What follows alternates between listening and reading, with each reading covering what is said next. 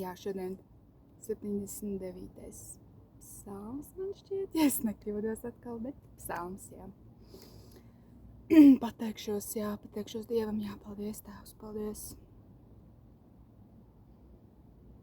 Jā, paldies, ka tiešām Tava žēlastība ir jauna katru dienu.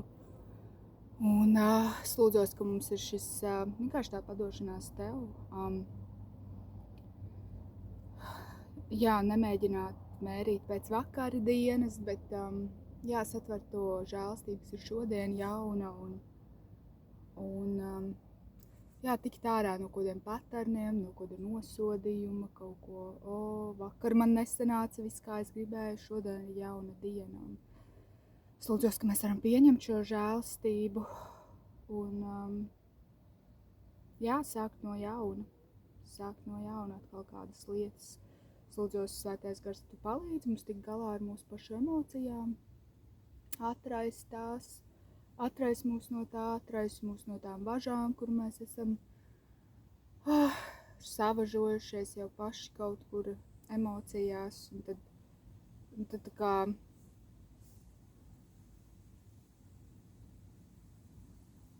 ejam uz priekšu nevis tādā brīvībā, bet tādos principos un principā, un tas ir izlemts, un viss, un it kā Dievam viss nebūtu iespējams, jā. Jā, paldies par dienascho maizi, un vadi mūs šodien savā vārdā, ka mēs varam paēst. 79. psalms. Asafa dziesma, ak Dievs, tautas ir ielauzušās Tavā mantojumā, likušas negodā Tavu svētnīcu, padarījušas Jeruzālemi par drupu kaudzi. Tavu kalpu līķus viņi ir devuši par barību putniem zem debesis.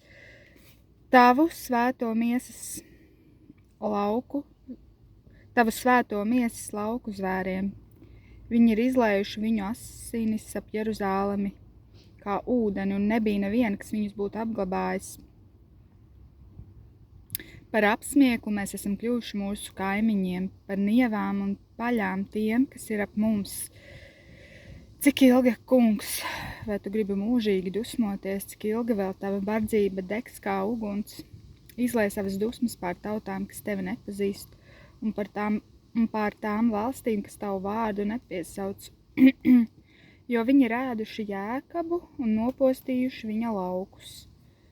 Nepielīdzini mums mūsu tēva noziegumus, lai steidzīgi pār mums nāk un mums palīdz tava apžēlošanās, jo mēs esam ļoti vārgi, palīdzi mums, saka Dievs mūsu glābējs, sava vārda godības dēļ, izglāb mūs un piedod mums mūsu grēkus sava vārda dēļ.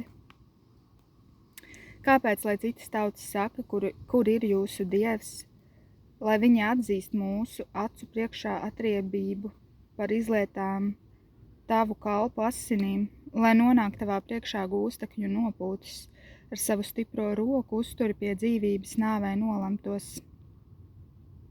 Atmaksā mūsu kaimiņiem viņu krūtīs 7-kārt tās nievas, ar kādām viņi tevi, kungs, ir nievājuši, bet mēs, tava tauta un tavas ganības avis, tev pateiksimies mūžīgi un paudīsim tavu slavu uz radu radiem.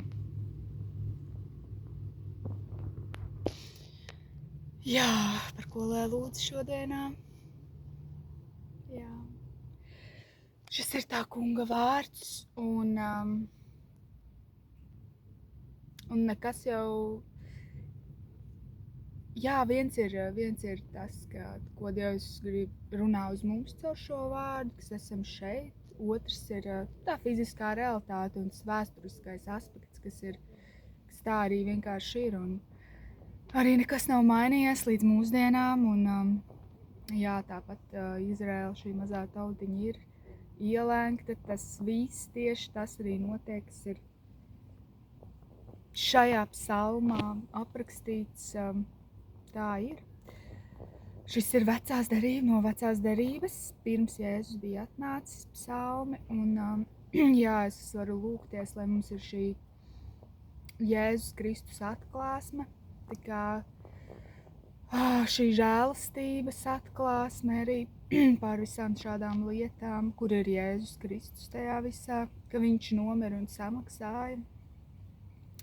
Jā, mēs varam tā kā būt tajā uzvarā, un viņš mūs darīja brīvus, viņš mūs izveda no verdzības, un viņš ir mūsu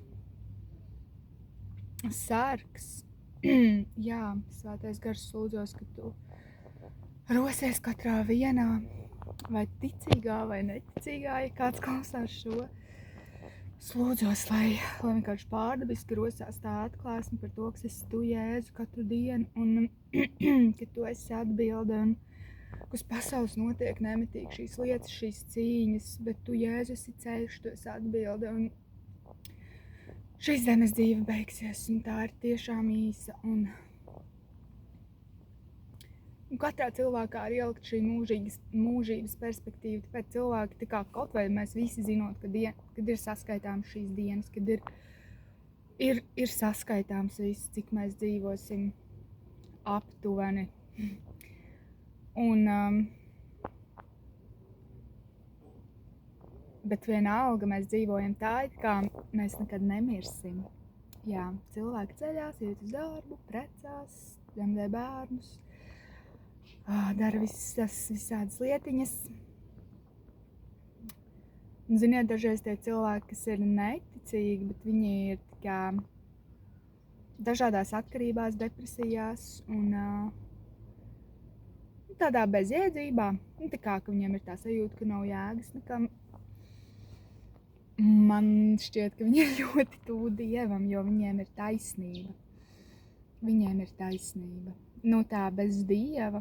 Tā kā dzīvot šīs zemes, un tā kā, ja tā bišķīt vairāk padomā, tad tas varētu ļoti, ļoti bezcerīgi, tā kā, tu aizies jebkurš cilvēks līdz tādai bezcerībai, tā kā, šomās, nu, ka nav jau tāda jēga, vienkārši, ka tevi apraks.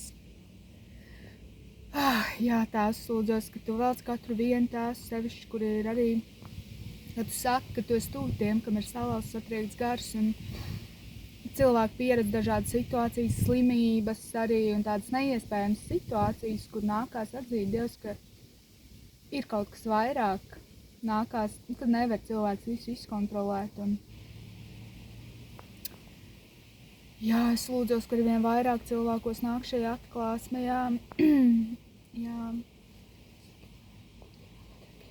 Svētais Gars izplaties, jā.